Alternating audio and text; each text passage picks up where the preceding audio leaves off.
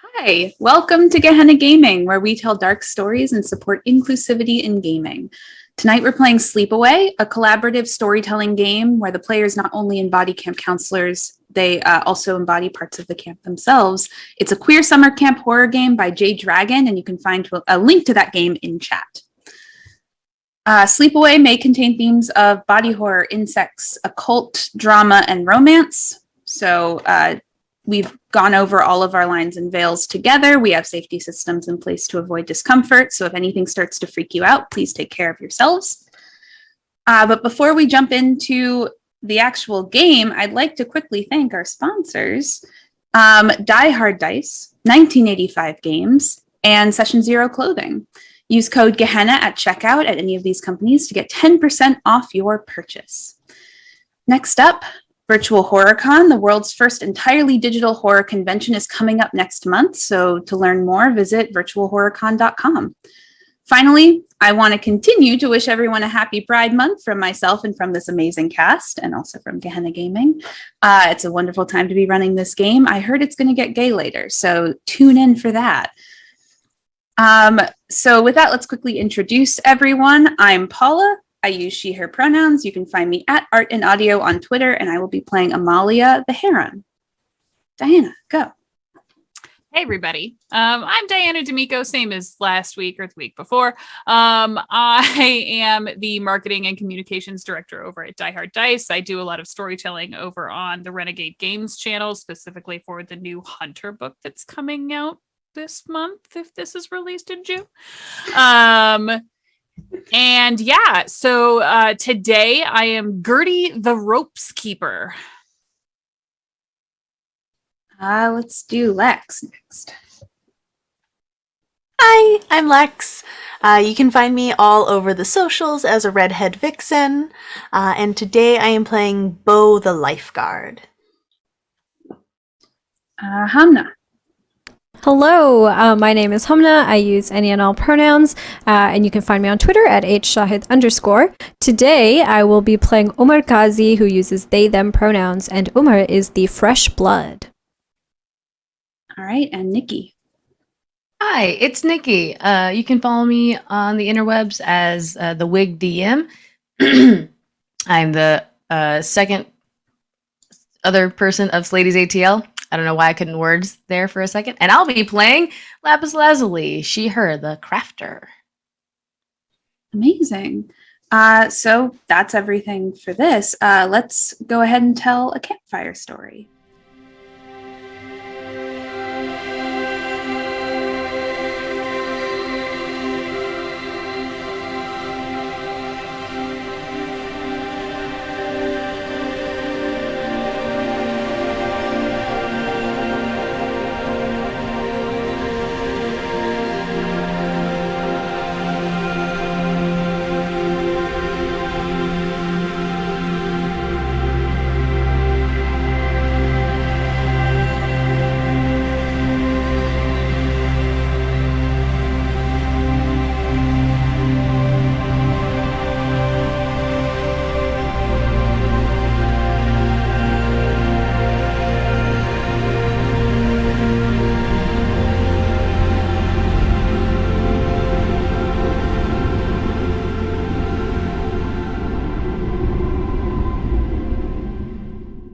So last episode, our group of counselors reconnected in the morning to go over what happened the previous night. With the threat of the Lindworm's return, tensions were high, and there were many fights and disagreements among the group. Amalia's letter was revealed to be a note from Gertie from the previous summer, implying she wasn't going to return, and Bo and Umar continued to argue. And during this time, Lapis prepared for a protection ritual after finding a dead squirrel in her camping kit. Everyone except Amalia gathered for the ritual, playing cat's cradle to create a woven web around a tree stump. During that time, Amalia wandered to the lake to find campers Gomez and Anahera arguing over a jacket, which Amalia had to retrieve from the lake, much to Gertie and Bo's disappointment. Later, Amalia led Umar to the edge of the lake and showed them a vision of the previous year when the Lindworm blanketed the camp in mist, while Gertie watched the scene from the woods. At the same time, Lapis and Bo shared a moment before Our Lady Oubliette reached out to Bo, triggering the ritual called Being Forgotten. We pick up in the same place, or nearby, on the dock by the lake. It's now nighttime, and Bo remains on the lake shore. On the lake shore, as mist begins to gather. What is Bo doing? What does Bo look like in this moment? So Bo is just sitting on the very end of the dock, and he's got one leg curled under him and the other leg just kind of draped down the toe of his runner, just sort of grazing off the top of the lake. He's not really sure when he wound up here alone. He's pretty sure Lapise was here earlier, but maybe she wasn't even really.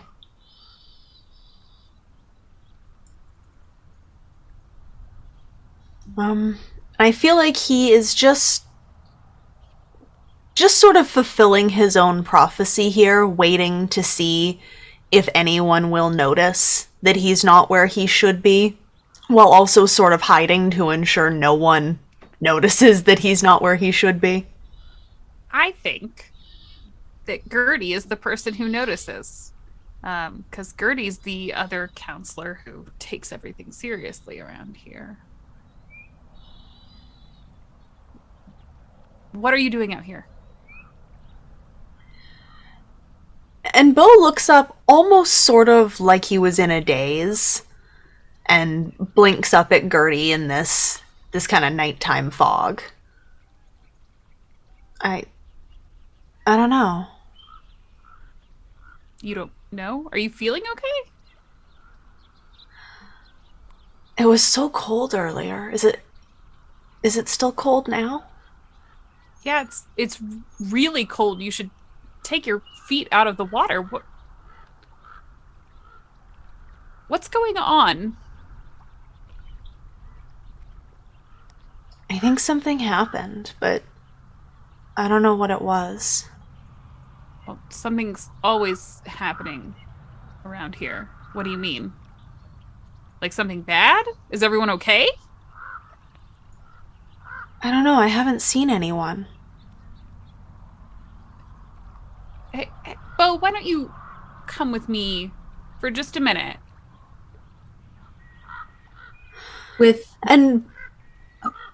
Bo at Go the ahead. end of the dock and Gertie at like the beginning of the dock, there's this mist over the lake, and the mist almost rolls over the center, kind of elongating the dock itself, keeping them farther apart than they thought they were before.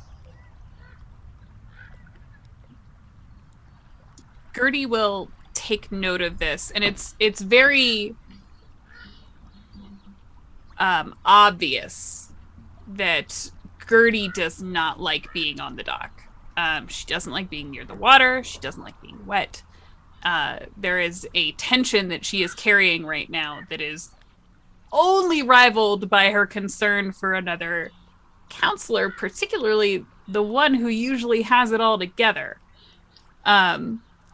So, Bo, you'll probably hear behind you, like a very nervous step being taken closer to you, like almost dragging along the boards of the dock, so it'll kind of be a shuffle. And Bo puts his hands down on the dock like he's gonna push himself to his feet, which Gertie has seen Bo do many a time. Bo is sort of a leaper to his feet. But this time he puts his hands down and lifts like he's gonna get up and just sort of collapses back down onto the dock, shaking his head. And I'm gonna use one of my weak moves here to give up at this worst moment. So he just kind of collapses back down on the dock, shaking his head, and is like, no. What would be the point? I think that's probably enough to scare Gertie into action. So, Bo, you'll sort of feel the vibrations of the wood against your cheek while Gertie runs up to your side and crouches down beside you. What are you doing? This While isn't you're you. while you're running, Gertie, you're running along this dock, running and running and running, and you think you should have made it to Bo by now, but this mist that has roiled over its boards, it doesn't seem to end. And in the distance, you can see Bo. He's right there. He's right there. He's within arm's reach. And your feet are moving. You're certain you're moving. You look around you. If you look around you, you can see the landscape starting to shift, but it doesn't seem to stop. And when you go down to your knees to talk to Bo, there's still this impossible distance between the two of you.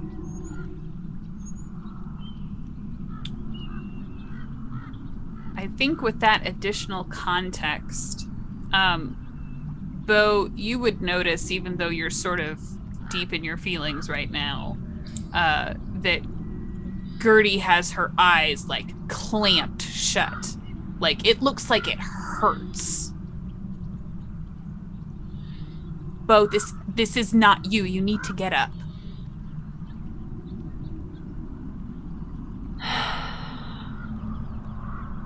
I don't think I'm supposed to be at camp anymore.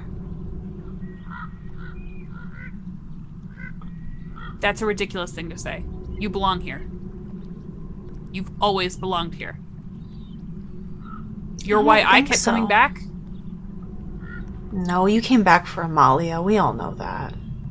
No. I came back with Amalia.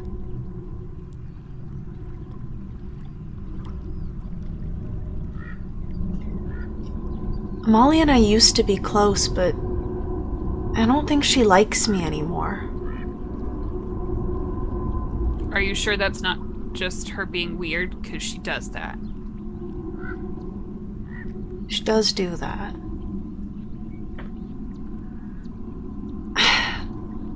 Maybe I'm just not cut out for this anymore. I mean, Umar will make a great replacement. He knows what he's doing. Bo, or shut they up. know what they're doing. Shut up.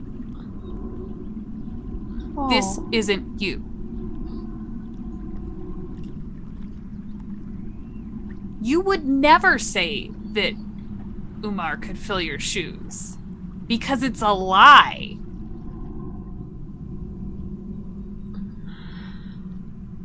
He's more capable than they're more capable than I give them credit for. Okay, well, what about the rest of us? This place would fall apart without you. That's fucking selfish. Bo, come on.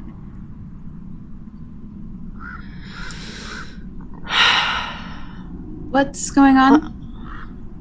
Amalia's at the start of the dock. Is everything okay?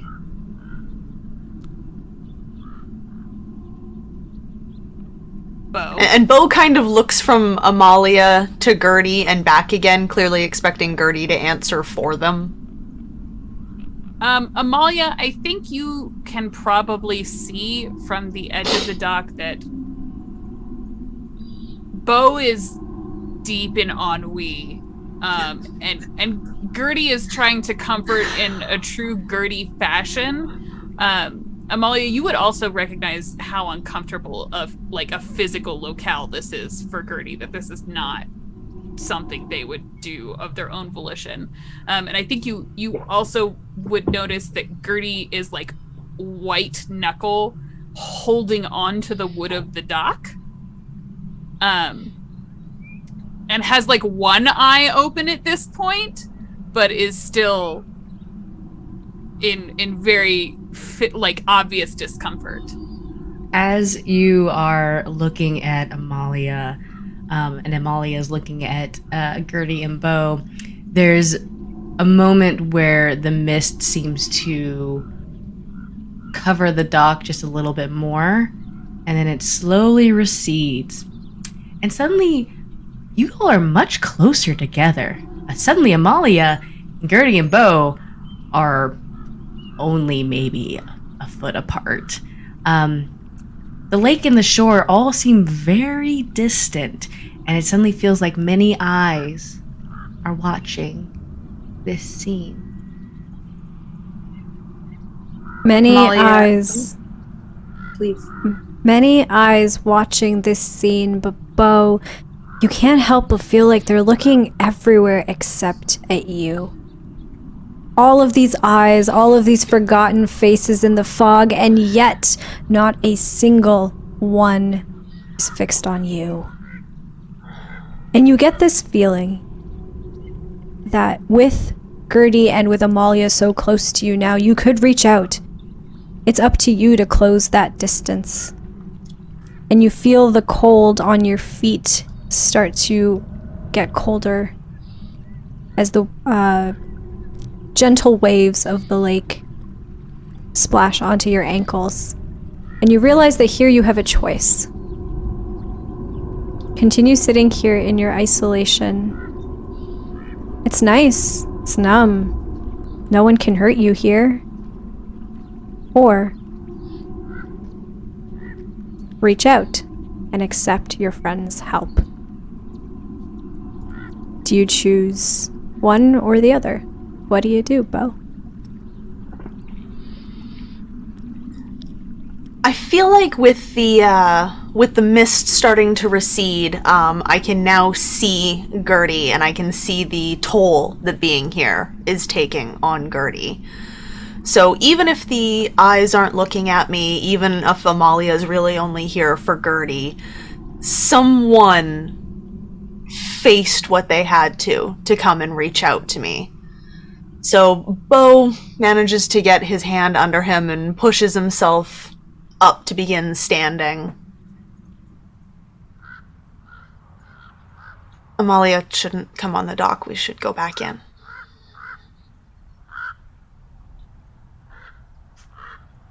I'm going to use one of my weak moves and shatter my friend's trust in me by fleeing.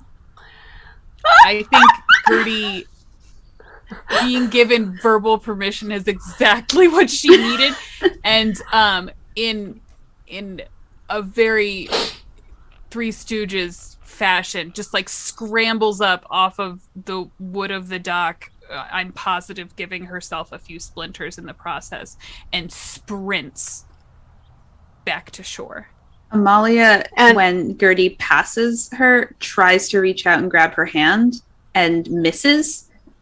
Just didn't catch fast enough, and Gertie's gone. And Bo lumbers back down the dock towards Amalia. Gone, seemingly, is that light that was inside him, that boisterousness. It's just sort of a 1 foot in front of the other motion. When Bo gets to Amalia, who has not stepped foot on the dock because she doesn't want anyone to yell at her, waits for you to get to her and is going to use a strong move, confront something everyone else has been avoiding, and asks, Bo, do you still want to be here?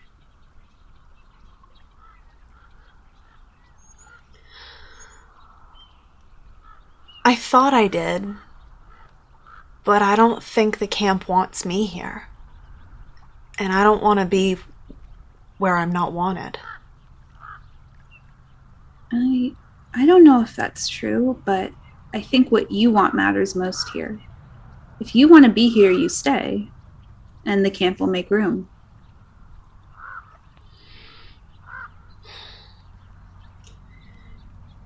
And I think I'm going to use a weak move here and invite the Lindworm to act in this moment. I was waiting for that to happen. Amalia's the only one out here using strong moves. I'm trying. We're all laboring in our pain a little longer first. No, this is understandable. So pop over to the Lindworm tab to see what we got. Our first card is the 9 of Spades. Behold what I turn you into. Add the decay setting element, which is a new setting element, not only for us, but to the game because it is homebrewed. The second one is the 5 of Clubs. Ghost stories, memories of past trauma, an extra camper who shouldn't be here. Who? Oh, these are all dark. Okay, lastly, we have the Jack of Clubs. A minor character was found dead, mouth stuffed full of wooden sticks and eyes gouged out. It says something that's wrong there, but remove the minor character card from the corkboard and replace it with this card. And I will remove that bit and deal with that later. If you are not the Lindworm, get out of the tab, stop looking, and let the Lindworm do their thing. All black cards in this draw.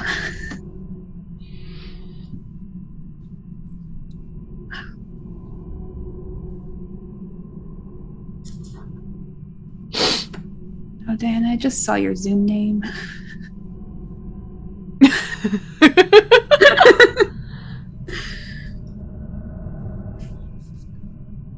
Is that the chant that people bullied you with? No. Oh! No.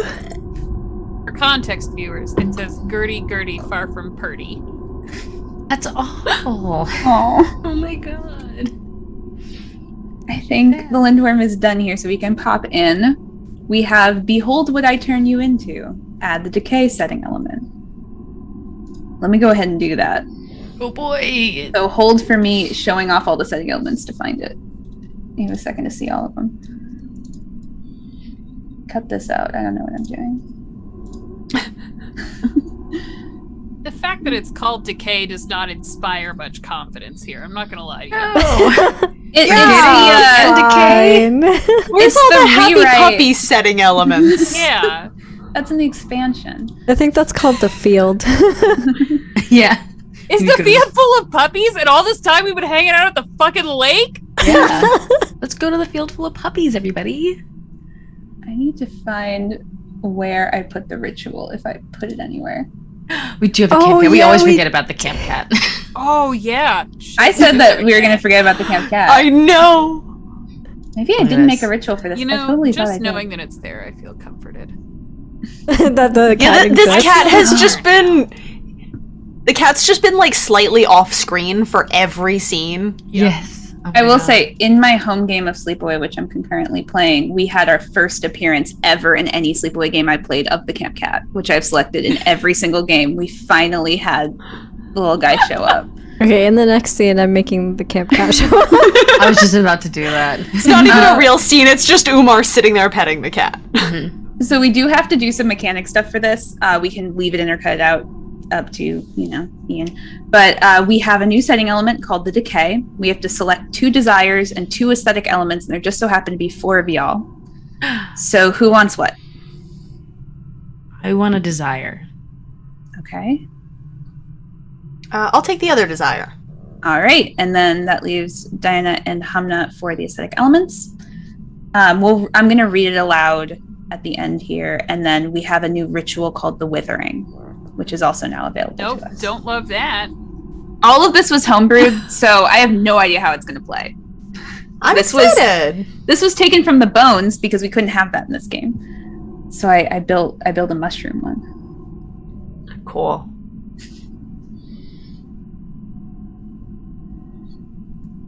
And then once you've selected it, just click away so it updates with your thing.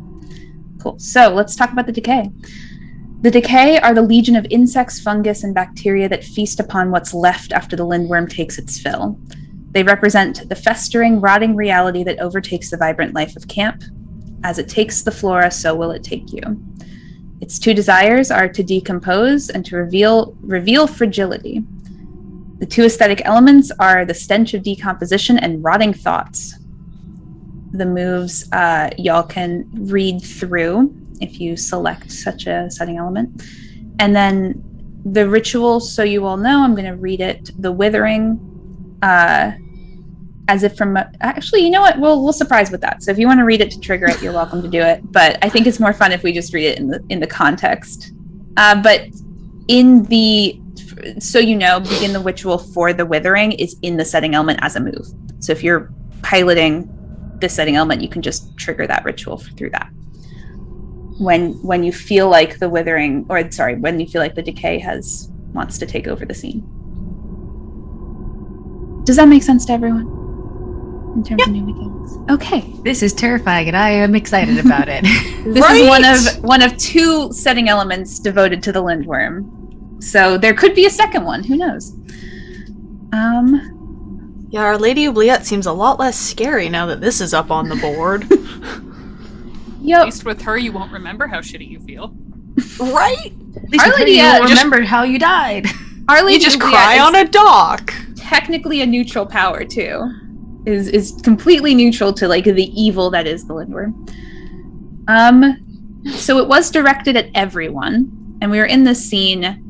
That could mean everyone or it could mean anyone. So where do we want to pick up with our new addition? I think it's you oh my god, my brain just went Amalia, there we go, wow. And Bo, don't ask me where the names were going. You're having this scene and you just happen to glance down and you see a mushroom, a very why is a mushroom growing on a beach? And then you see like a piece of board or whatever, and it's a very grotesque, like red, angry mushroom, but just the one. I don't like that. No, something doesn't feel right. We should go check on Gertie and make sure everyone's all together. And Bo seems to be trying to do the Bo thing, the organization thing, the plan thing, but there's a lot more I thinks and maybes sprinkled into the language than usual. Amalia's going to reach out and just put her hand on Bo's arm and just, we're going to need you for this. I'm here for you. I'm always here for you. And I want to be there for you, and you have to be there for that to happen. So come on. And Yeah, I'll okay. start heading towards the bunks. As you are heading towards the bunks, it's almost like how you could not have seen them before, but as you are walking, you begin to see more and more of these mushrooms kind of poking out of the ground, and this smell, it's very faint, but this just stale, acidic smell, just like something that has died long ago that just you can't wash away.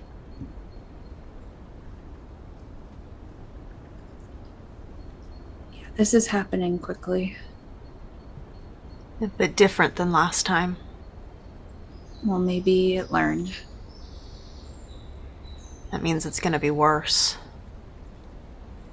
No doubt about that at this point. Do you want me to get Gertie, or Sure, yeah, why don't you get Gertie and I'll go find Lapiz and Umar, and where do meet you... at the old cabin? It's far from the lake. Yeah, okay. I think, Amalia, as you turn to go and to split ways with Bo, the hand that you had on his shoulder, you go to pull away, but it actually, there's a thread that was loose and it snagged your fingers. And there's a moment where you are physically tethered to Bo and sort of forced to recognize that connection. I'm gonna use a strong move and confront something everyone else has been avoiding, and take that extra beat that I was given to just say, I want after this, when this isn't happening, and I point to the mushrooms, I miss talking to you, like just talking. I want to do that again. I don't know why it didn't happen. I'm sorry. I'm sorry too, and I've missed you, and I might have been taking that out on Gertie a little bit, because it seems like you like talking to her a lot more than me. Oh, yeah. No. I like both of you. I see Gertie during the year, and when I am uncomfortable, I go to Gertie first, and I worried that you maybe were not interested in talking to me anymore. I don't know. I think I overthought it. There's been a lot going on this summer. I get it. And I don't know. I see you fighting with Umar, and I worry that if you said anything like that to me, I'd get really upset. So I've been really hard on Umar this year, and they and I exchanged some words yesterday. But I think we actually kind of really reached an understanding, maybe, and I think and I hope maybe it's gonna be different now. I think. I hope everything's different, but that's a good start. I'll get Gertie, and we'll all meet up. Okay, be careful. Yeah, of course. I won't go in the lake. Gertie's not in the lake. Yeah. And No no lakes for anyone. Yeah, of course. Yes. And I start heading towards the woods. As you walk away, Amalia, the finger where the thread had snagged against on your hand when you pulled away from Bo, even though the thread is no longer on your finger, your attention is drawn to it because there's an odd sensation that starts to form on it. And you look down and you realize that it's as if you have started to get frostbite where the threads had spiraled around your fingers. And you realize that you're losing sensation, actually, in those parts of your hand. It doesn't seem to be spreading in any way, but where you had touched Bo, it seems to have infected you in some way. And I will be using Our Lady Oubliette's move to choose a new favorite. No!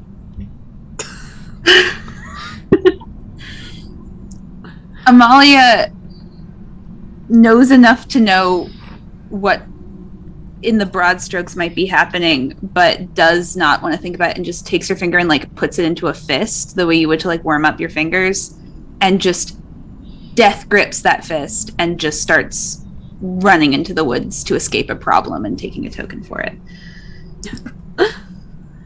And Bo, no longer the favorite. And after this conversation with Amalia and the remembrance that him and Umar are on a new page, is maybe starting to feel a little better, starting to feel a little more warm, and remembering what camp is really all about as he goes off to find the other two. What are Lapis and Umar doing at this point? We are petting the camp cat. Yes, the camp cat named Shadow. It's an all-black cat, and I think it's been running around. The bunks, and the campers have actually been chasing it around. And maybe Lapis and Umar have been tasked with trying to A, stop the campers from chasing around this cat, and 2, actually getting the cat back to where it's supposed to be and not just running around. So I think probably when Bo shows up on the scene, it's a very chaotic scene of like children screaming, like a cat darting here and there between bunks, and then Lapis and Umar attempting to fix the situation. Yep. Oh, okay. Yeah, everybody, we definitely need to move. Maybe we should go do something else so that we can let the cat calmly get out of here, because we're scaring it, guys. No, Miss Lapis, the cat likes it.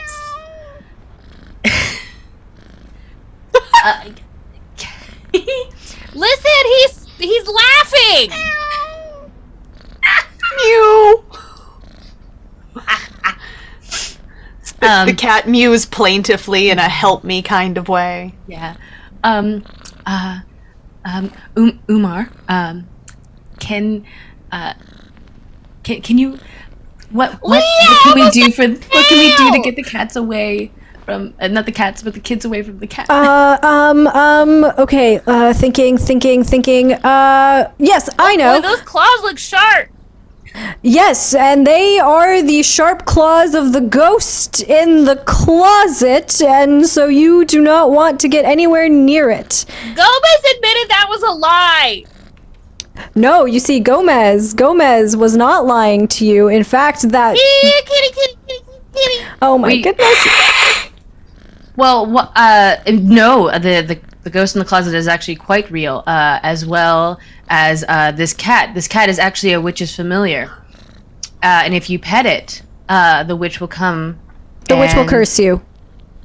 You will be cursed Sounds for the rest of your awesome! life. I don't like lying about that. She's very nice, actually. She wouldn't actually come and curse the children. Lapis, you're acting like the cat's actually a familiar. I don't know if this cat is her familiar, but there is a witch, and maybe this cat might be one of her familiars. I'm not sure. Lapis leans down under the bed and she's like, hello, Shadow. Are you a witch's familiar? Why are you talking to the cat? You know you can't answer it. Oh no, cats can absolutely talk. Okay. I see. Okay. No, Okay. this is not a witch's familiar. Bernard. This is a different camper. Okay. What is this camper's this name? Is Tips. Tips is very excited. It's their first year at camp. They aren't allowed to have pets at home, and they're wildly allergic to the cat. It's super obvious. They have hives that they're scratching out while they're running, and they're sneezing, and obviously there's a little bit of nasal congestion going on. Oh goodness. Okay, I love yeah. Tips with all my heart. Me too. Omar I goes hate over to Tips already. Omar goes over to Tips, who is clearly having some sort of allergic reaction.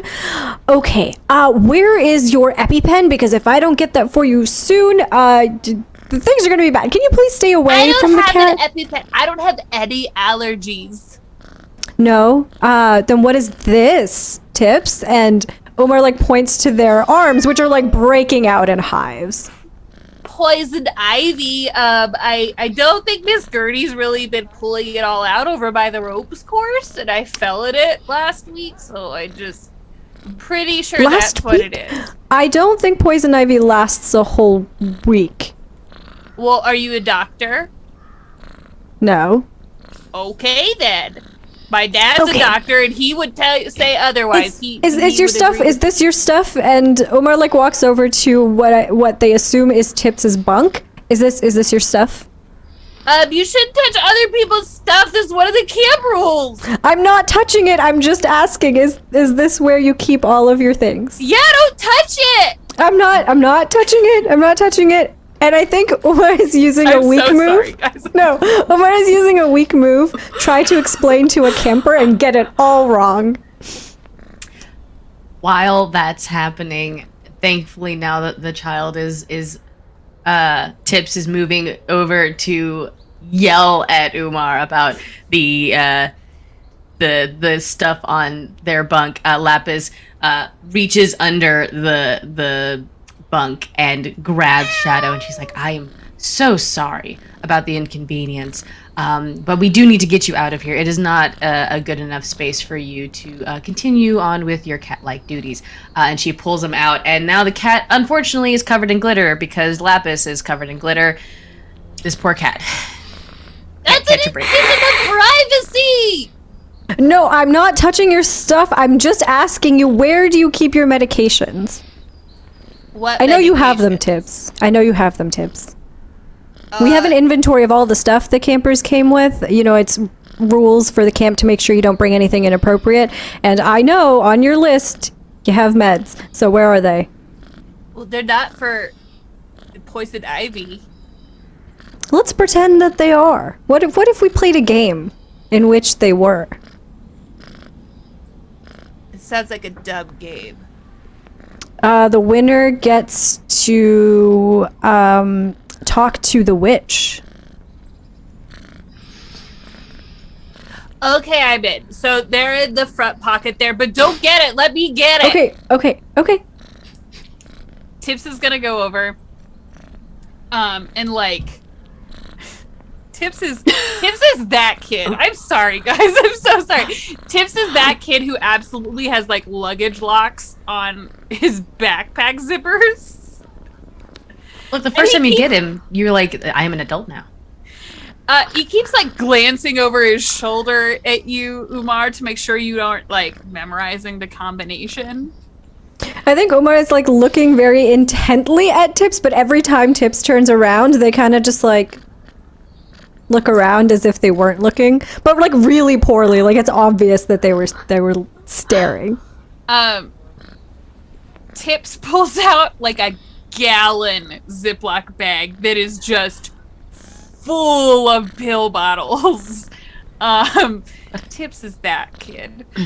There's like there's Tums in there, there's anxiety meds, there is so much stuff in this bag.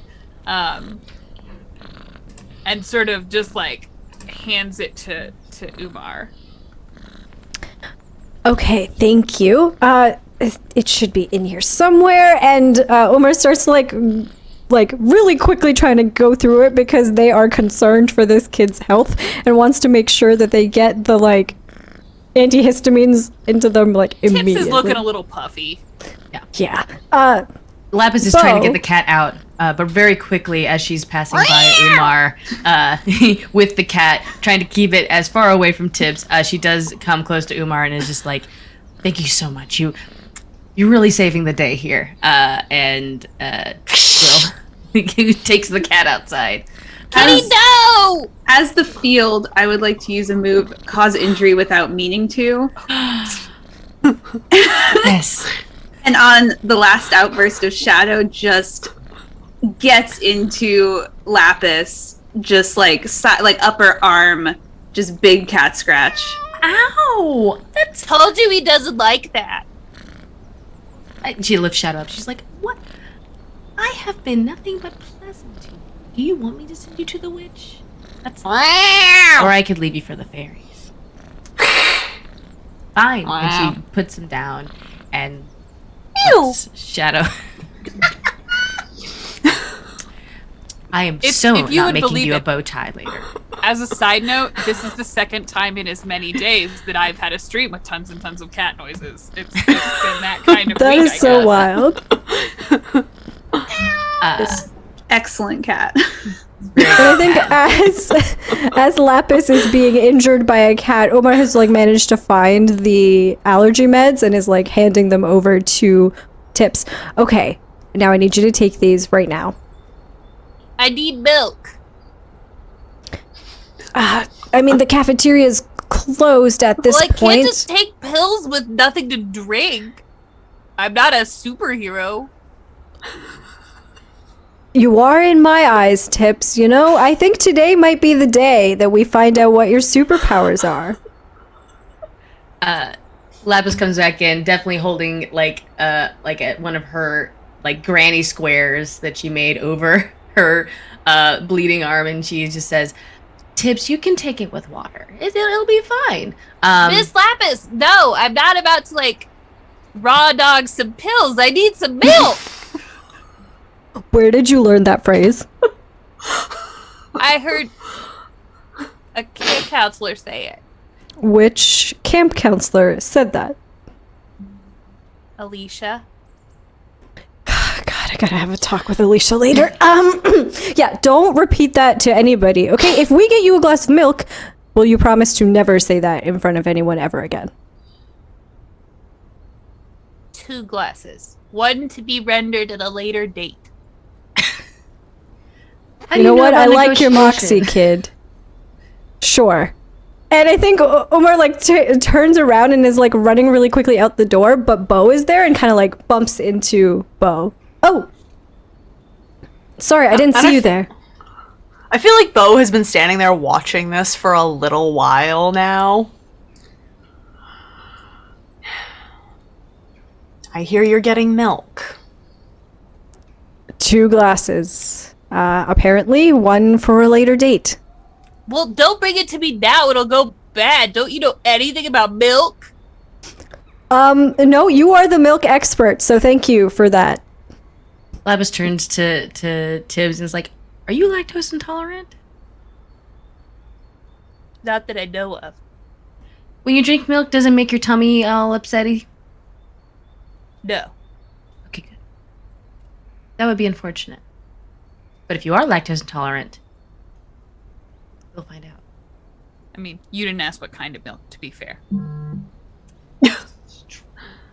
This kid is totally lactose intolerant. Oh This my kid is god. absolutely lactose Kid now. Like, That's this the kid just person. went awful awesome. I think as Umar goes to walk away, Bo, who of course has memorized everyone's first aid file, is like almond milk. Right, thank you. And for just for a little while, I think Umar will step out to grab the almond milk, leaving Lapis and Bo with the campers. And Lapis, having forgotten that she's had a crush on Bo, like on and off again for a while, and like has kind of gotten used to it. But because of the ritual, she had forgotten. So when she sees Bo, she has a weak move moment where she's just like, "Oh."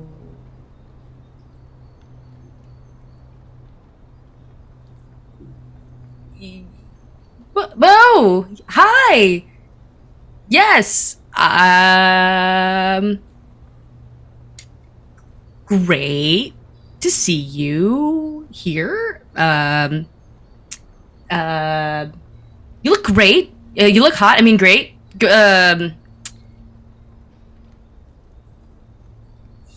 I got injured by a cat. I need to tend to my wounds.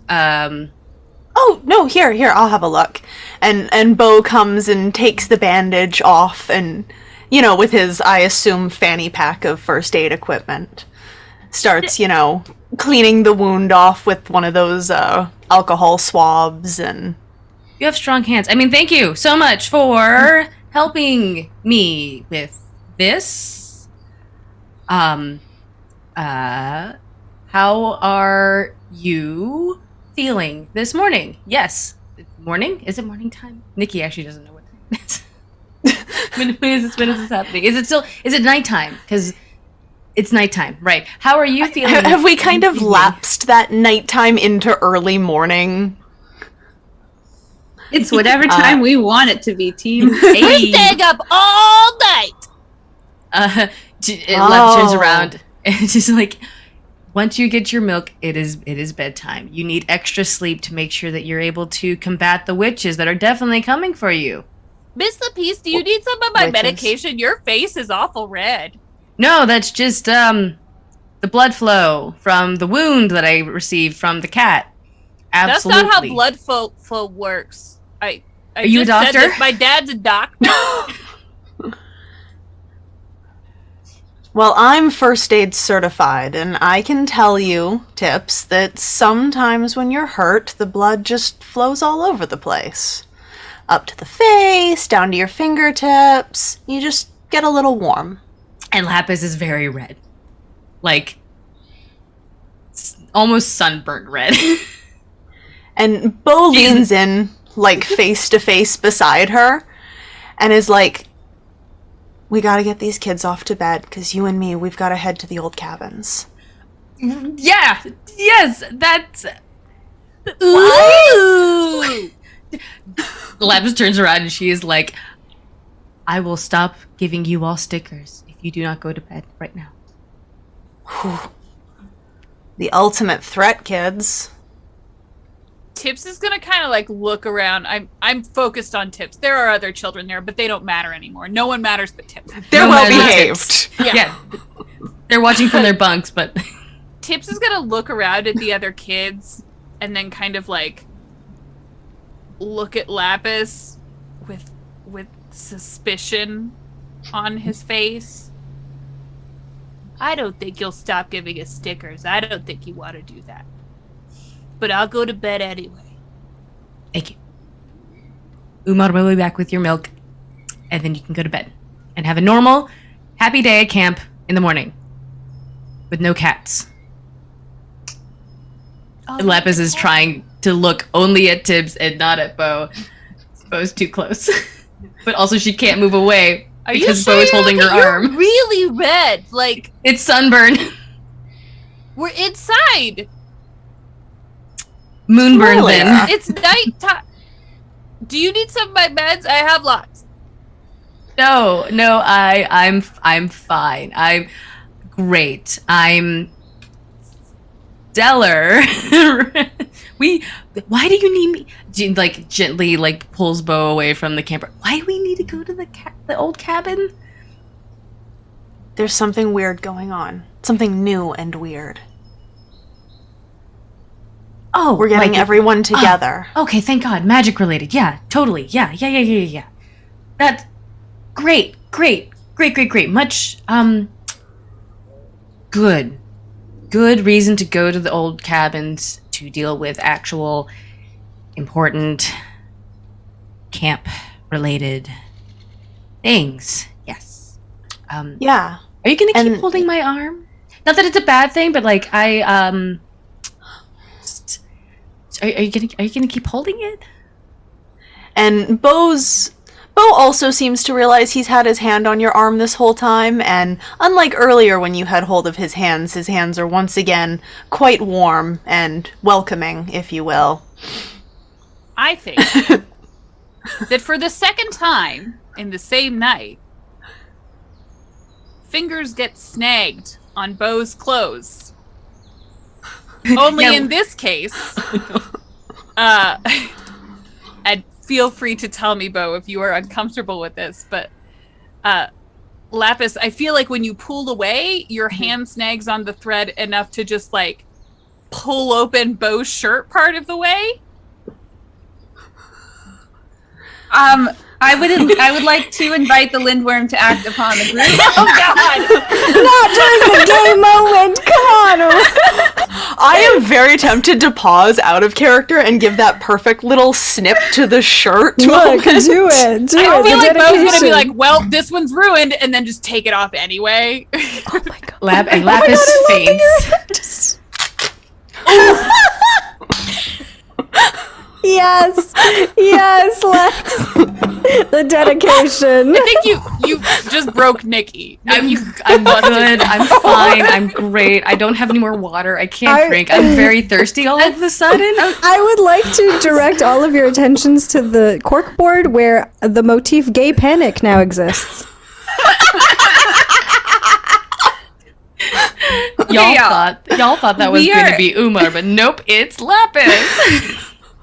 We're gonna do this Lindworm. We're gonna see what the options are, and I think we'll take the break then, so we can all cool down a little bit, if we need I am to. not sorry. Not even a little bit. Not For the at record. all. You should not. This is at the all. gratuitous fan service, you know?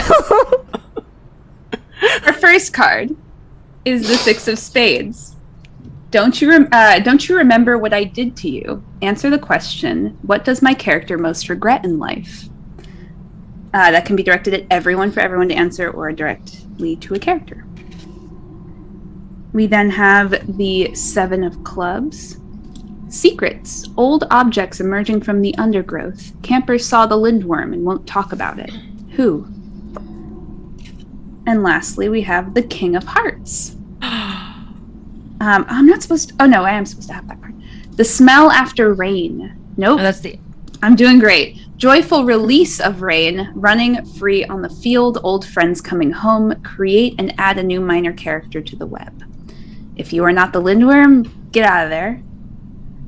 And Lindworm, do your thing.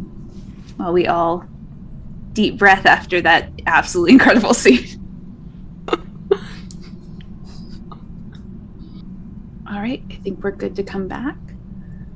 So we have the King of Hearts, the joyful release of rain, running free on the field, old friends coming home, create and add a new minor character to the web. So before we take our break, what new character do we want to have show up just now? Since this is directed at Bo, do you want to take the first shot at Oh, it creating is this new directed at character? Bo. Yes. So, Oh. Lex. I didn't even notice that. Oof. I chose it.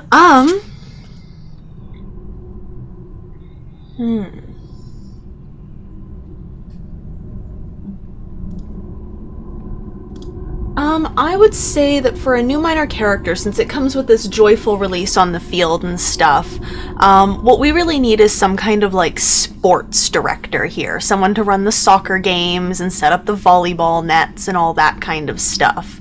So I think we need, probably one of the older counselors, someone who's been working here for a while, who's quite familiar with this.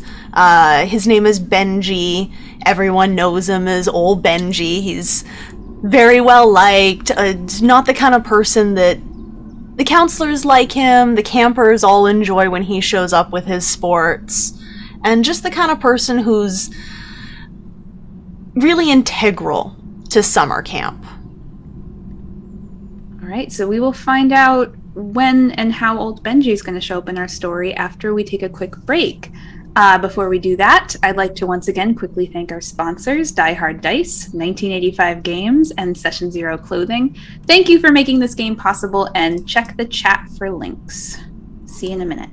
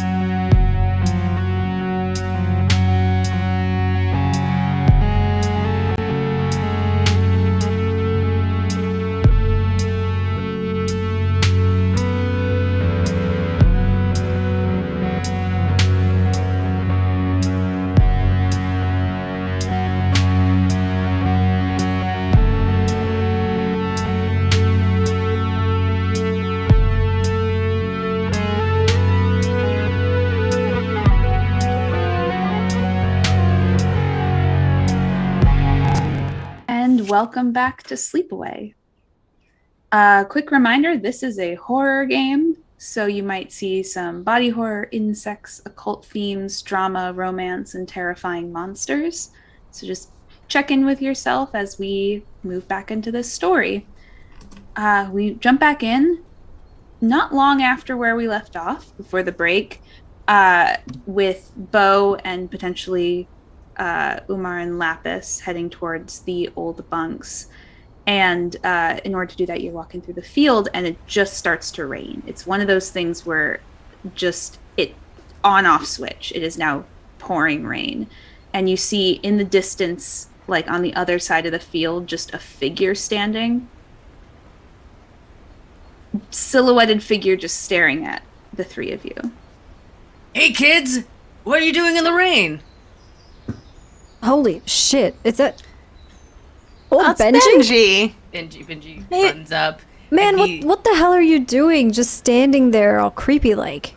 shakes out his hair and he puts his ball cap back on. And he says, "Oh, I'm just getting the field set up for the kickball game that'll happen as soon as it clears up here." But yeah, doesn't answer my question to you though. Sorry, what was that again? What are you guys doing out here in the rain?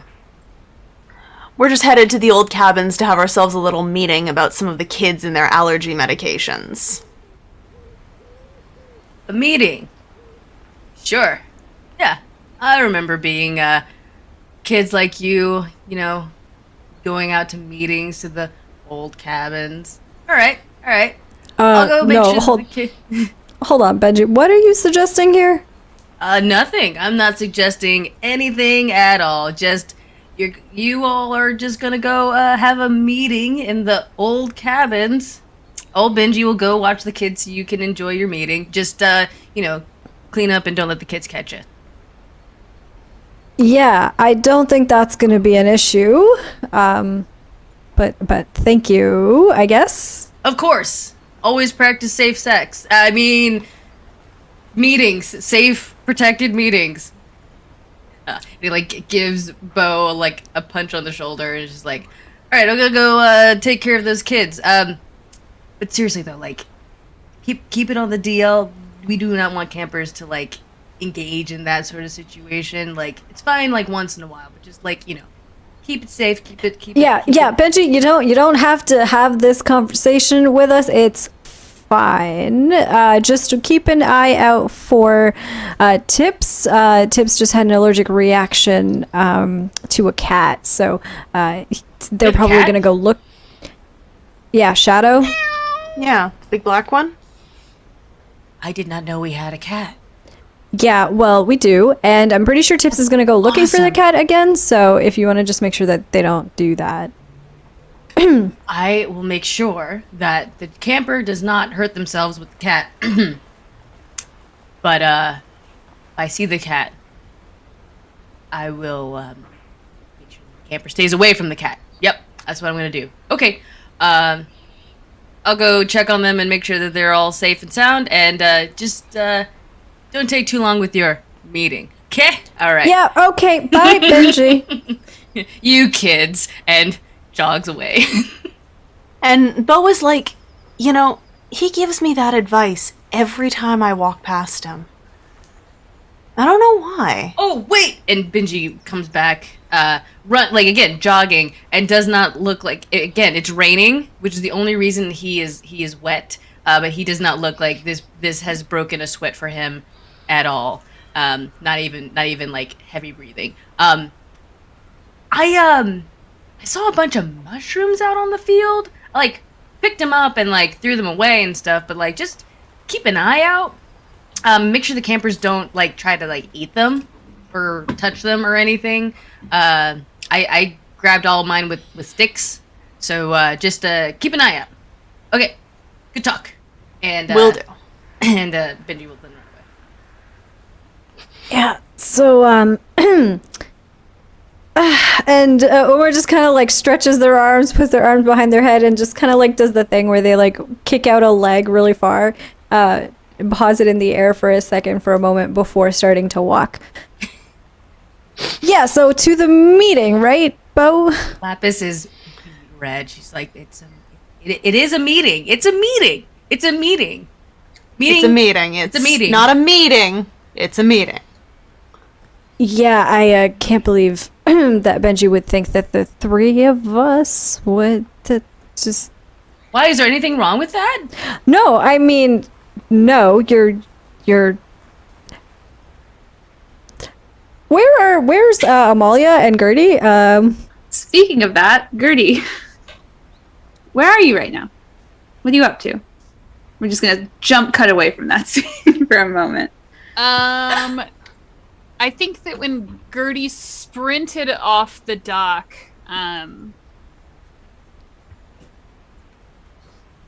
like usual, she ran to the woods. Unlike normal circumstances, though, I feel like Gertie was so disoriented from what she feels was being out on the water, that maybe her footing wasn't as sure as it usually is when she's crossing that threshold and heading to the ropes course and looking for the oldest tree in the forest. And I think Gertie got lost. And when she realized that, she just kind of stopped and sat down in the damp, cold muck of decomposing leaves. Amalia looks for Gertie and has enough of her footing to look in all of the spots and hits every single one. When the ropes course is empty, goes to like every tree that they've like met at, the tree struck by lightning, the one that Amalia likes to climb to look out on the lake, and has like done this zigzag pattern. And finally, while like looking just at this point, trying to cover as much ground as possible, and like just starting to consider like, is this a search party thing? Like, has this kicked off before any of us were ready to? Almost trips over Gertie. I think when Amalia finds her, she's got her arms kind of tucked around her knees and her chin is sort of resting on top of them, and her eyes are wide open. But she's not looking at anything. She's zoned out. She's staring into the middle distance and just kind of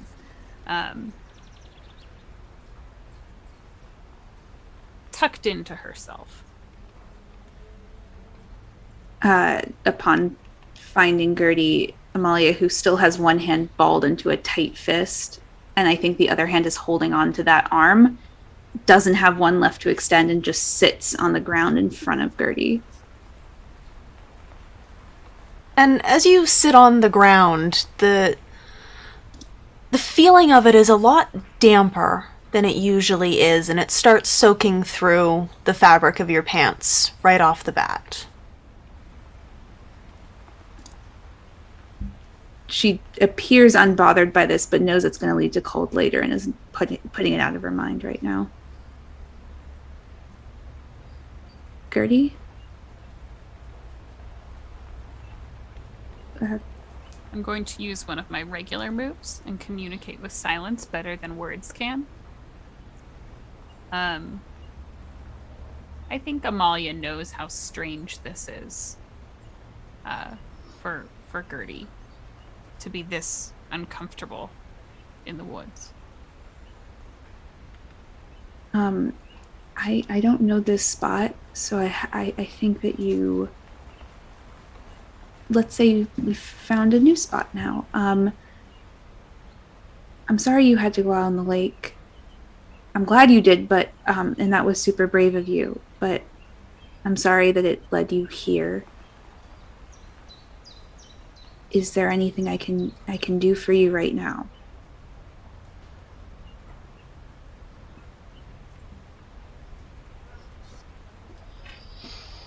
It's happening just like it did before. It's making us doubt.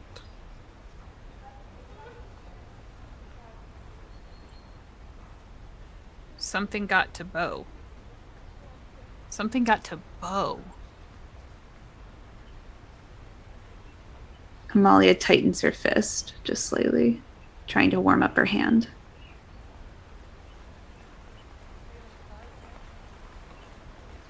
Knew we shouldn't have come back. You didn't want to come back?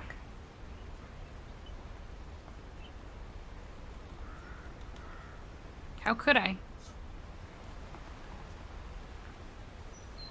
I mean, someone has to keep this place safe, right? Like,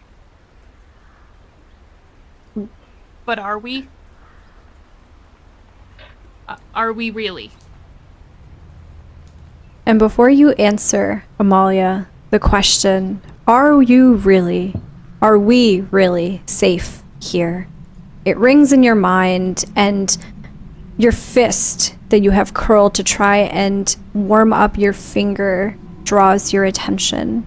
And you think, Gertie's right. Something's happening here again. Something that happened to you all last year, something that you wish you could forget. And maybe you can.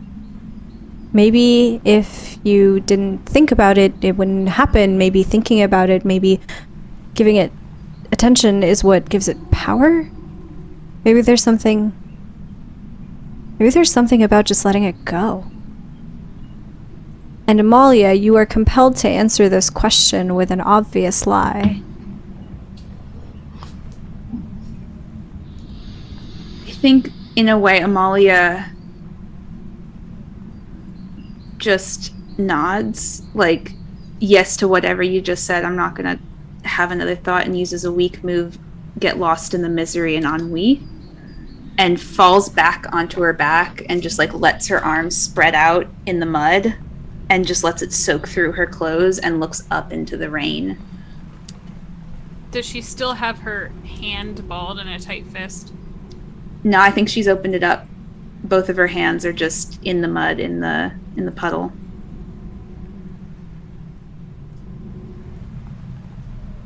And like there's just blue at the edges of her fingers that are, I think, visible at this point.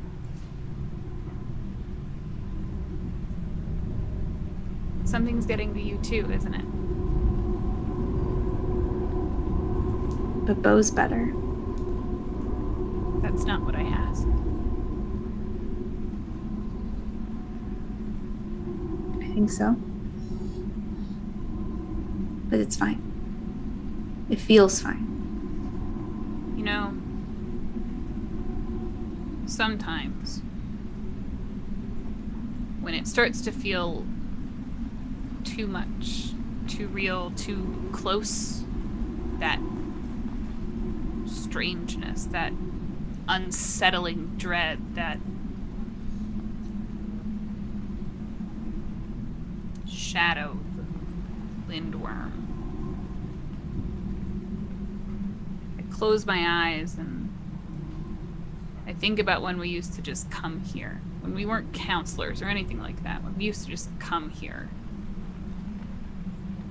We were the ones who got to experience the ropes course, go out on the lake and do crafts and, chase the camp cat around and climb trees and cause problems and get lost, and everything starts to feel lighter when that happens. Like it's not real anymore. Like maybe I've undid the curse that rests on Camp Clear Heights. Maybe that would help all of us, you know? To just pretend there's no problem. Even temporarily, I think it could help.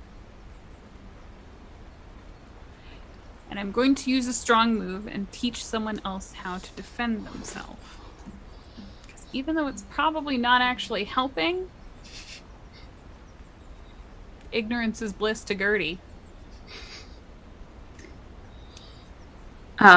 I'm going to use a regular move in response to that, which I haven't used yet. Let slip a bit of your lighthearted side. And Amalia's just going to close her eyes and start laughing. And just like full on her back, like arms and legs spread in the puddle, is just going to just start giggling to herself.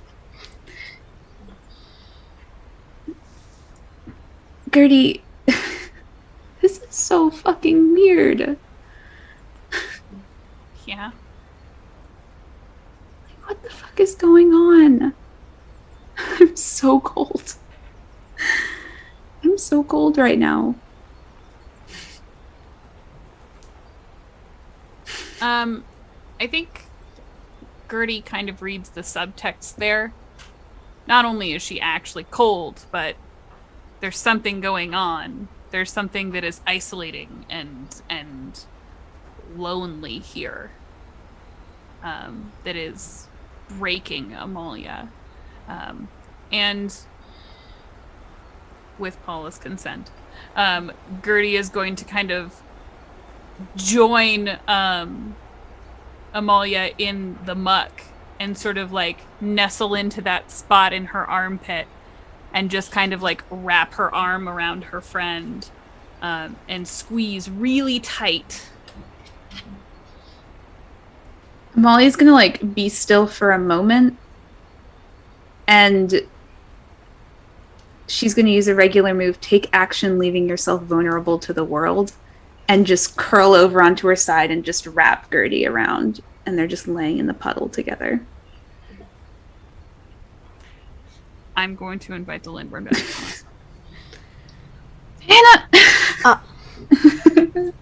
Dana is just That's so what happens, spicy. right? It gets gay. The Lindworm shows up. God. Yes, we're playing the game correctly, but I'm still sad. Okay, pop over to the Lindworm tab. Our first card is the 9 of Clubs. An alluring promise, the scent of distant fruits, campers lured away. Who? Where? We have the Queen of Hearts. The oppressive nature of rain, feeling trapped, isolation from your friends. All players gain a token as the rain pours down. And lastly, the 9 of Diamonds. Lost sleep, deep shadows full of pain, 2 rats having devoured each other. If you're not the Lindworm, get out of there. And Also, Paula, real quick, yeah. could we perhaps interpret your lore every time someone crosses a threshold with your invitation, they get a token as me sort of nestling into you? Yes, you can have a token. All right. Let's pop back in here. We got the 9 of Clubs, an alluring promise, the scent of distant fruits, campers lured away. Who? Where? Directed at Amalia. I mean, the first thing that occurred to me is Tip shows up. I don't know if we want that. Just ruins the moment. He promised he was going to go to bed. I am going to point that out. Tip's I will maybe a also say- piece of shit, but he's good to his word. I will also say we can adjust the writing of any of these prompts to our discretion. So if it's not a camper, it could be a minor character or another player character. That's also up to us. I have an idea. Yes. I have an idea. You're welcome to shut it down / alter it in any way, any of you. But if we combine this lure with the decays, place the main characters in an impossible choice, what if the campers have been lured into the lake and there is a choice between letting the campers get taken away or one of us get taken away? And given our lines, Are you saying that a player character is lured to the lake? yes. Okay, cool. What I'm saying is that a player character gets taken by the lake specifically.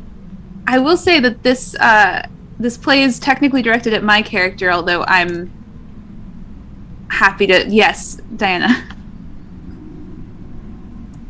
Could I, and I will leave this up to you because it was directed at you. Mhm. I would like to use my strong move and reinterpret the Lindworm's play. You okay? Yeah, redirecting Lindworm's play, directing it through the woods, right? Is that the whole move? Yes. Cool. So, I think that we take this and we just shove it right into the gay context with which it was invited. And I think there's probably a moment of tension where Amalia and Gertie kind of laying there and just sharing space kind of turn to face one another. And just as it feels like something might happen, we hear the other counselors in the woods. And I think Gertie kind of remembers, we have a job to do. There are things happening. And so she pulls back and stands up and offers a hand to Amalia. Like the chicken shit she is. As Gertie stands up and out of this embrace, you look down at the mud where you and Amalia were just laying with a little bit of disgust as you realize these vile-looking red mushrooms have begun to sprout up and out of the ground all around where you were. You may have even been laying on them while you were down there. Amalia takes note of them, and with the apathy that's only granted to Our Lady Oubliette's favorite, just looks at them for a second, just accepting that this has already occurred, and grabs onto Gertie's like forearm and like that hold, and climbs to her feet, and like won't say, doesn't want to be the person that turns and walks towards the other counselors, just stays and waits for Gertie to do that.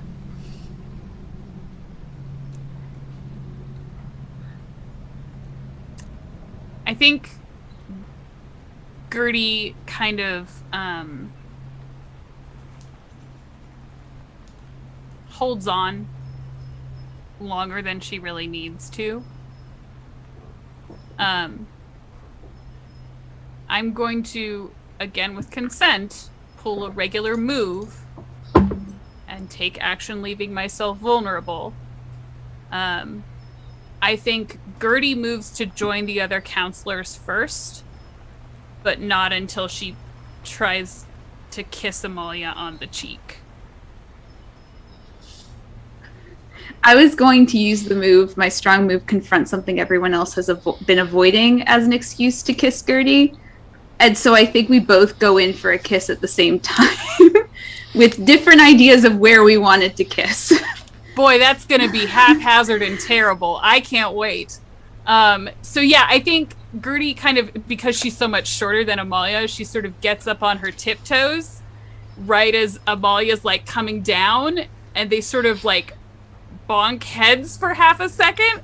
And because they're on like slick, muddy ground, I think Gertie falls. I think Gertie falls and like drags this streak of muddy handprint down Amalia's arm in the process.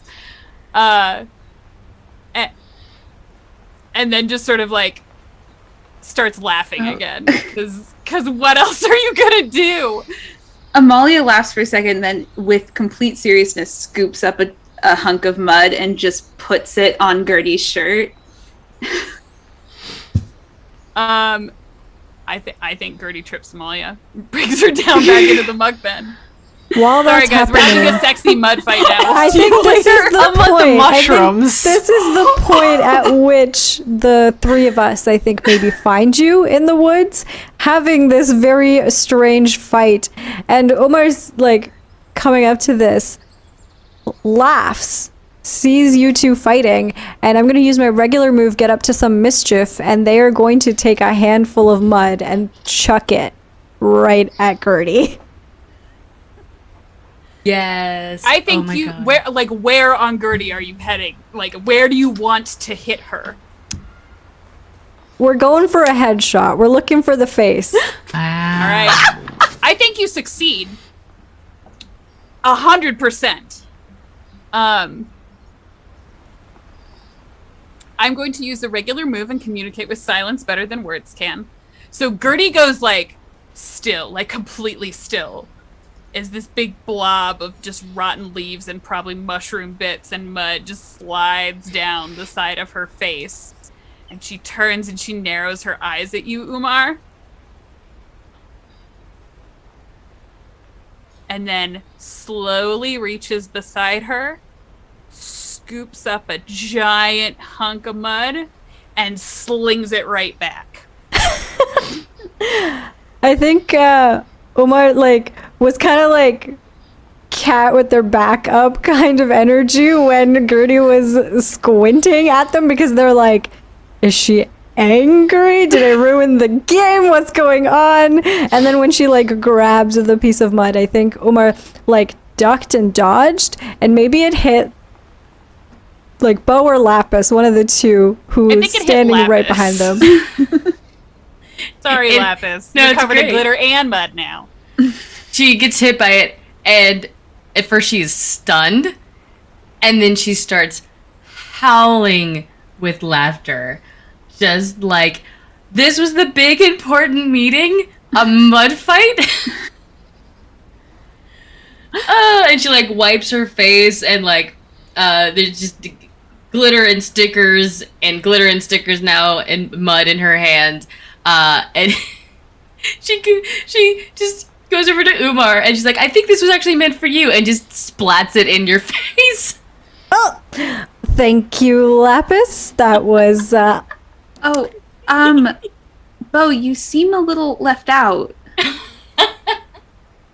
And I am going to use a weak move and lose my temper and ruin the moment. So Bo is just leaning against a tree trunk, arms crossed, and is like, well, I'm glad to see everything's back to usual and I'm the only one taking this seriously. Let me know when you're all done. What was that, Diana? I throw some mud at Bo. Not reading the social cue at all here. As you say that, Bo, just right across the front of your shirt, mud. come on, Bo. You don't have to be such a stick in the mud all the time. No, Take you're that a stick Bo out in the your mud. ass. That was a good one. That was a good one, Lapis.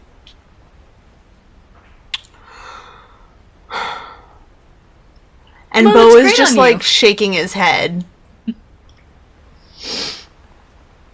When you're ready to take what's happening seriously, I'll be at the old cabin. I hope no one gets hurt in the meanwhile. And he turns and starts heading out. I know it just happened, but as Bo walks away, I invite the Lindworm to act upon the group. Monster! Lindworm. The Lindworm is like, this is going well. This happy gay shit? Yeah, I love it. Let's ruin it. That mud fight came out of a Lindworm play. Like, the Lindworm's out here, did. like, that was not what I meant. That's not what I meant, dog. All right, first card. 4 of spades. Dance with me. Cut 5 strings from the corkboard, leaving a clean line through the web. I feel like the Lindworm just made its opinion known there. The next one is the 4 of clubs. Blood trickling from the tree. Inevitable slow pain. Campers can't stop bleeding. Who? And of course, this can be changed to any character. And the last one, 5 of spades. Don't you realize what I've turned you into? Answer, what goal in life has my character given up on? It's not turning red, but I'm turning red right now. It's a different red, I'm sorry. If you are not the Lindworm, get out of here. Oh, my conditional formatting breaks in front of my eyes. And Lindworm, make a choice. All right, we're good. Come back. Don't you realize what I've turned you into? Answer, what goal in life has my character given up on? Directed at Bo. Bo is having a bad summer. Oh no! Oh my god!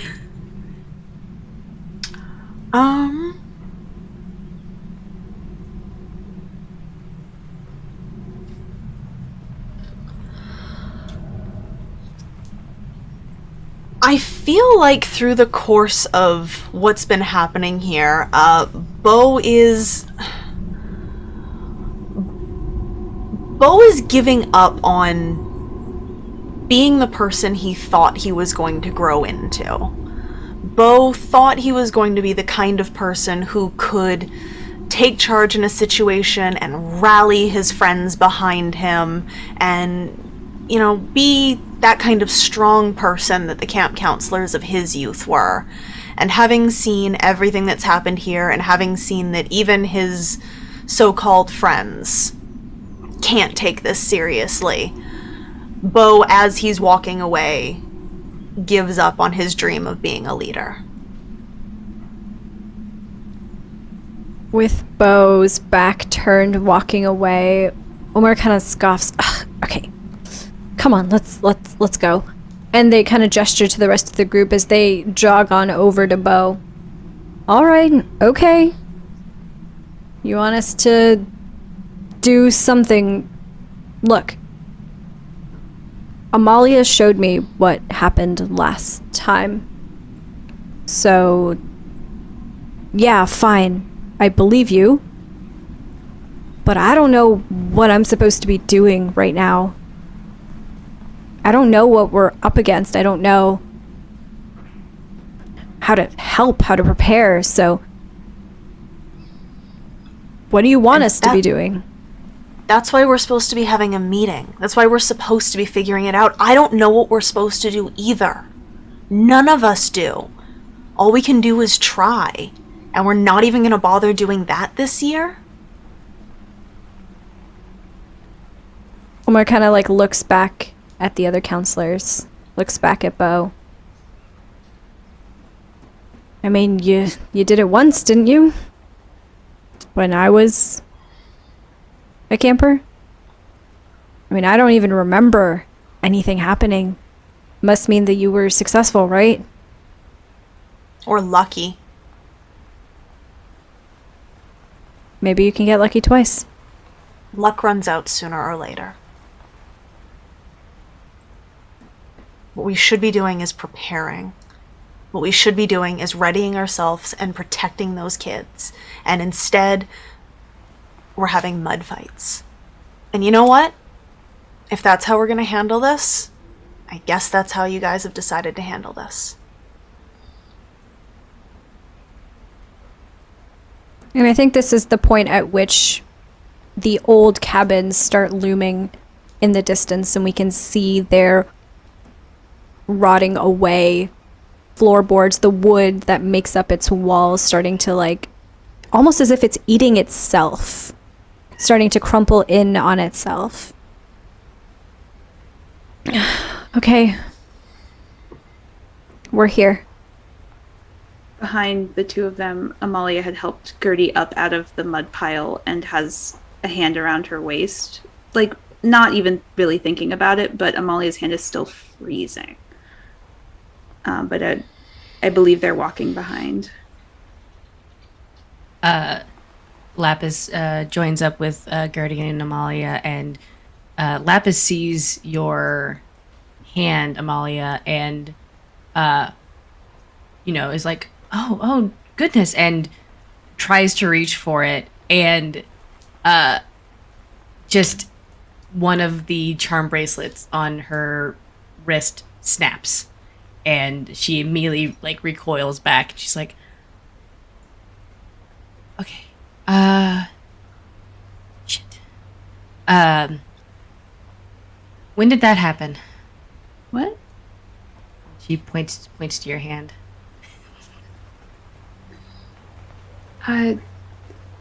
It's fine. It's fine. Everything's good. I think I'm going to use one of my regular moves and communicate with silence better than words can. And just sort of give Amalia a knowing look that clearly states it's not fine, and reaches up to like pull one of the small red mushrooms out of Amalia's hair and sort of flicks it to the side. Lapis sees that and is like, "Oh my god!" Like the mushroom, like They're We were everywhere now. laying on the ground. I imagine they're probably mostly mud right now. not the mud, the mushroom. Where did that come from? Molly's going to use a strong move, give a name to the fear, and single it out, and just say, a lot of big things are out here, and I think it's best they have their eyes on me as opposed to anyone else. It's fine. It's obviously not fine looking at Gertie, but it's better like this, I think.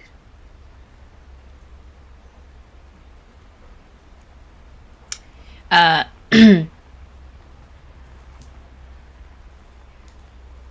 don't know what to say. Sorry. I was like, what am I gonna say? I don't know what to say. Let's keep going. I want to use one of my regular moves, but I'd like to direct it to sort of both Lapis and Amalia, I feel like, in this situation. Because they are more attuned to the magical influences in the camp. I'm going to ask, what is your character hiding from mine? I am actually going to use one of Lapis's strong moves to answer that and remember or find something dreadfully important. And Lapis is going to point at that mushroom, and she says, "Those mushrooms only come out when remnants of dead things start to appear." Yeah, And that's the nature bad. of mushrooms. Like an obscene amount, like more than is normal. It's connected to what's happening right now. When these mushrooms come out, it's a sign that it's getting worse. When Lapis says this, Gertie, you realize that this entire time that you've been in the woods, since the mushrooms have started to appear, there's been a distinct lack of animal sounds in the woods.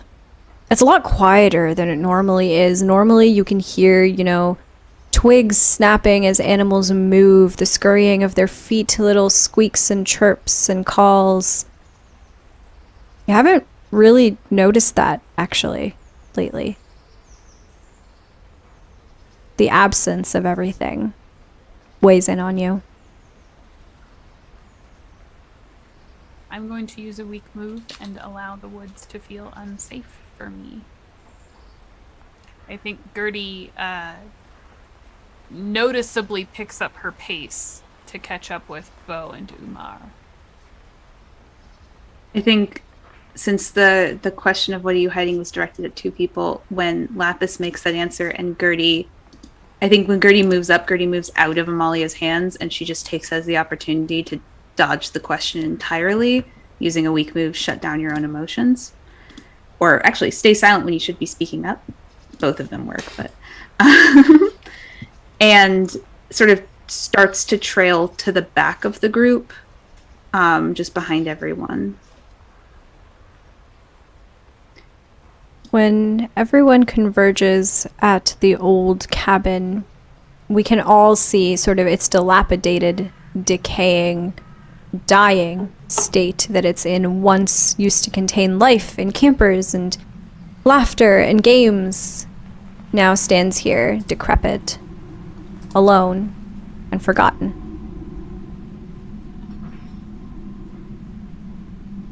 I think everyone enters into the cabin first before Amalia, and right when she hits the threshold of the cabin, she just stops and says, "Do you smell that? It smells like death." Triggering the ritual, the Withering, our newest ritual. let me go ahead and read it for everyone, and we will take a moment, whether we cut it out or not, to actually familiarize ourselves with this. But first, as if from nowhere, a perfect ring of mushrooms sprout up around you. The plant life rotting to nothing, the air becomes acidic and rancid, and you feel the decay on the winds. You know you won't be free until you feed its hunger, as this is your future, whether you survive the lindworm or not. Perhaps you can see those you love once more, but for now, there is only the decay. So everyone take a moment just to read through it, so you kind of know what's happening. Let's jump into it. I think Amalia is, as she enters this cabin, she sees that everyone's already inside and they haven't noticed the perfect ring of grotesque red mushrooms that are growing through the floorboards inside this cabin. And I don't know, I won't say who is in or out of that ring. Amalia is out because she's the one who noticed it. But the inside of the cabin just smells like a concentrated form of the death that's been within the woods this whole time.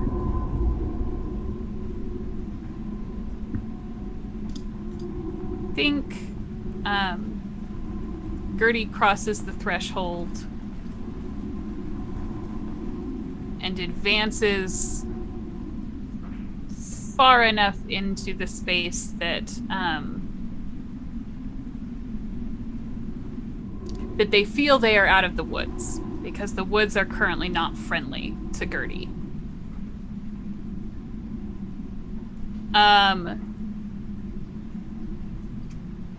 And it's only kind of when Gertie turns to look at Amalia and sees this sort of look of abject horror on her face that she glances down and realizes that she stepped over some of the mushrooms, and immediately just her skin starts to crawl and it feels wrong, loose but tight and cold and pebbled, but not right, not Gertie's, not hers. And so she starts sort of idly rubbing at her forearms as she recognizes this perfect circle of red mushrooms at her feet. Amalia when Gertie steps over, just involuntarily lets out a scream, like only thing she can think to do to stop Gertie from doing this, and it doesn't come at fast enough, and just freezes, doesn't cross. I'm gonna use a weak move, and Bo launches himself towards Gertie, digging through this first aid kit in his pouch, like, there must be something. And the weak move I'm gonna use is botch a rescue in a possibly lethal way. As Bo starts trying to treat Gertie and like chamomile lotion or polysporin, or just trying to do something, anything. So then, Bo, in what way do you botch this attempt to help Gertie? What goes wrong? I think as Bo is trying to get the mushrooms off of Gertie, because they seem to have almost bonded with her skin, he's instead, like, getting sheafs of her flesh peeling away as he's trying to get it off of her, but instead he's just getting her off of her.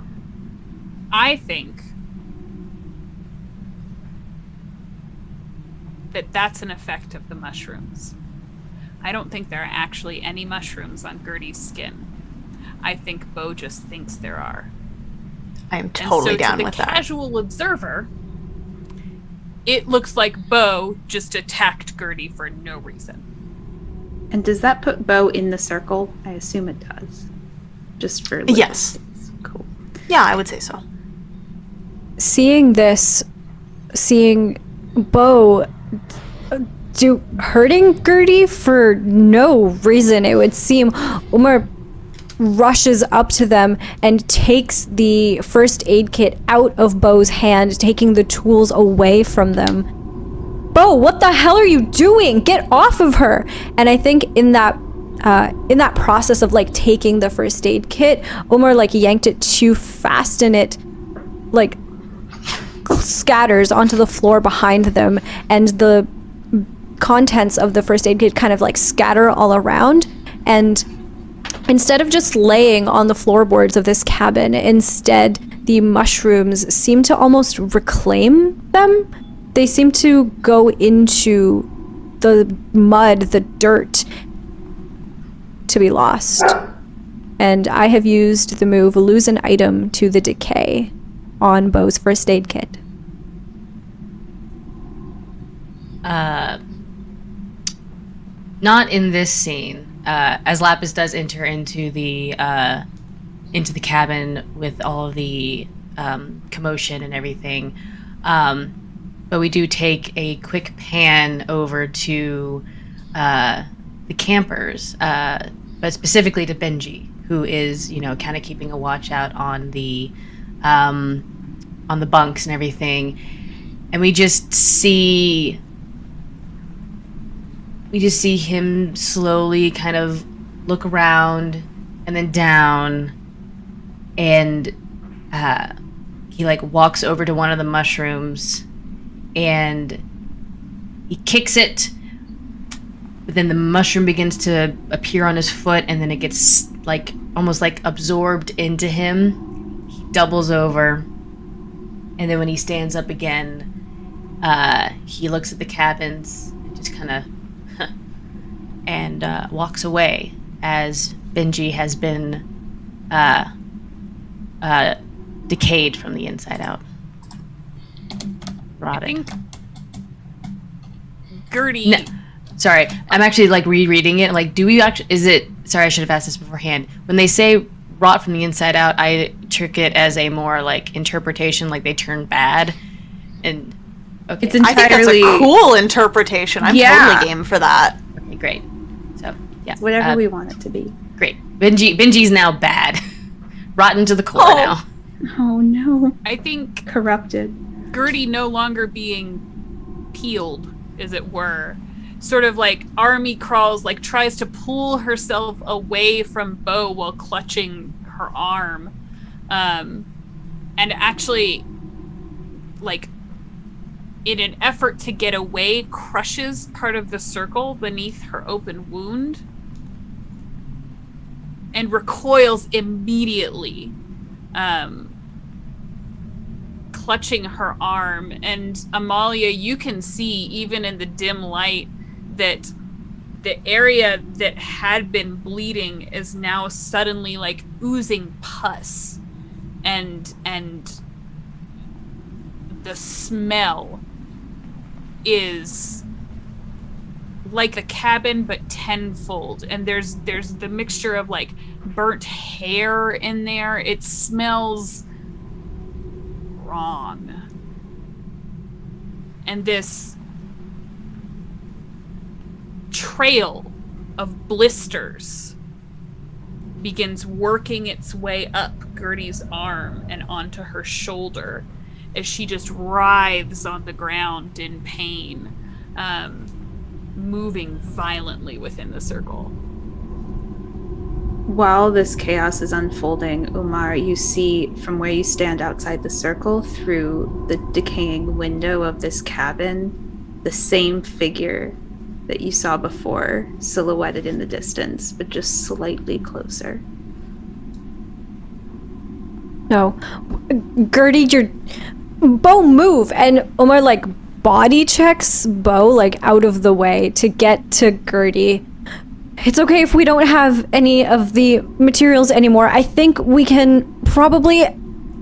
The mud, right? The mud! And Omar looks over at the other counselors desperately.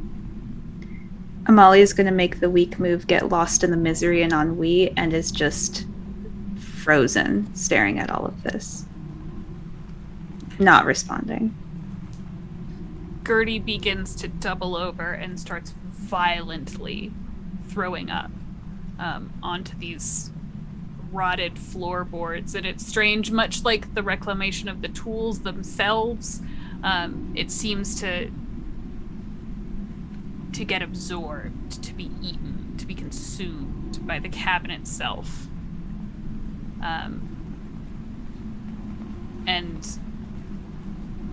in so doing, the hemp bracelet that Gertie has always worn, that's made from the same rope as the rope course itself. You always have to have a repair piece. It sort of gets caught in this onslaught of bodily fluid, and you can see there's sort of a small sizzling as the bracelet itself sort of melts away and becomes part of the cabin, losing an item to the decay. Lapis. Oh, go ahead. You can go if you want. Lapis immediately jumps into the circle and winces at the smell of decay and Gertie vomiting, and gets close to her, and she's like, it's okay. We can we can protect you, make sure that you stop, make sure you're fine. And she pulls out her sticker book and like fumbles with like one of the stickers and like tries to stick it on you. But almost immediately the sticker immediately just turns to dust as soon as it touches Gertie. And I'm using a weak move. The magic fails me. The abandoned by the magic. Gertie at this point can't keep herself quite upright and sort of lilts to the side. But as she does so, she reaches out towards Bo and grabs Bo by the necklace and sort of twists, pulling Bo down to her level.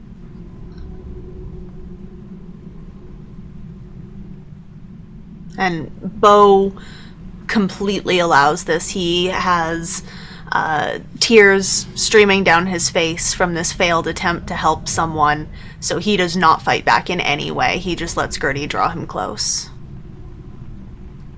I think you feel the grip loosen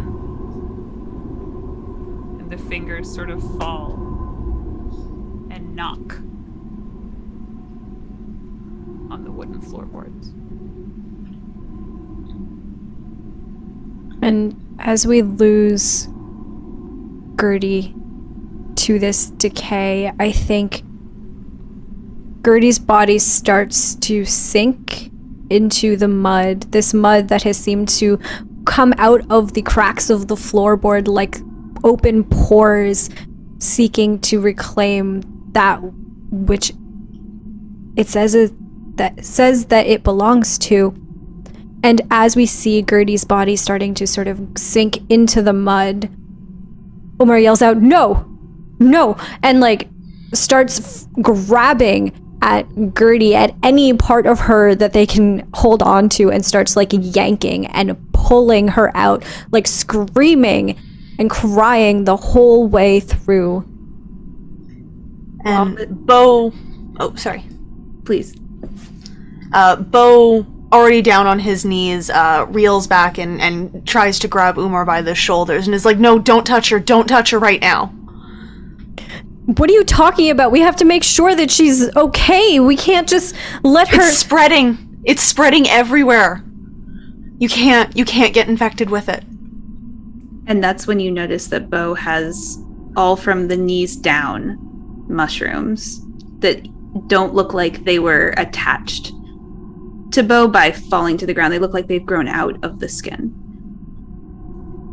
Can't touch her. We can't just leave her.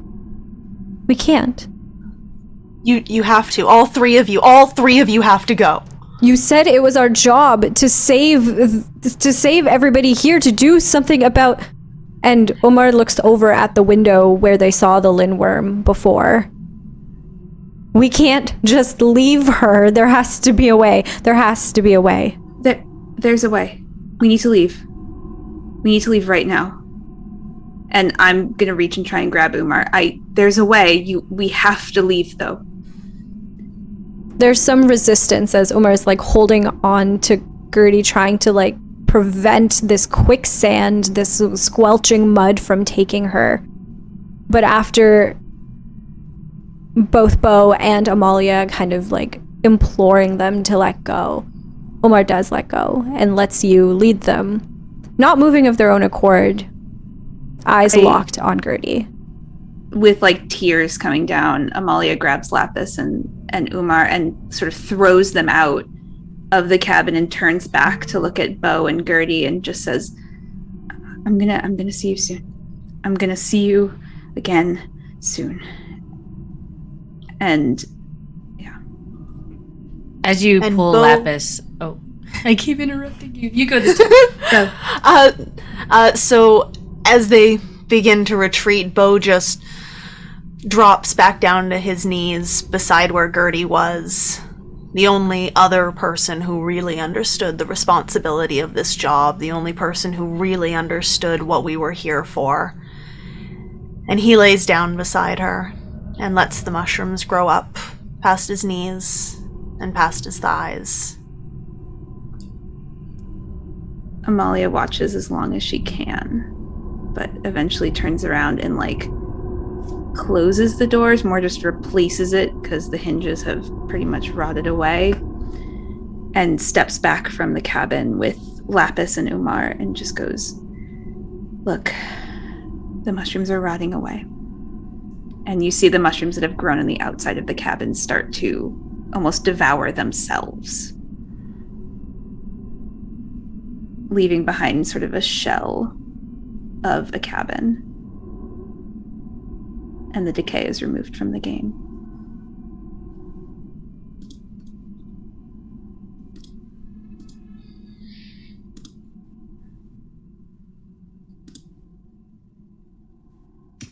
I think that's where we'll leave the story for now. Oh, on a real positive note. Yeah. Yeah, I think that's where we're going to leave off. I want to give a quick thank you to everyone who tuned in. Thank you to our subscribers and our supporters on Patreon. And of course, thank you to these incredibly talented players. Whether you still live or not, thank you for lending your talent to this game. If you're interested in learning more about Gehenna Gaming, join us on our Discord or visit gehennagaming.com. And thank you all so much for joining us. See you next week. Bye.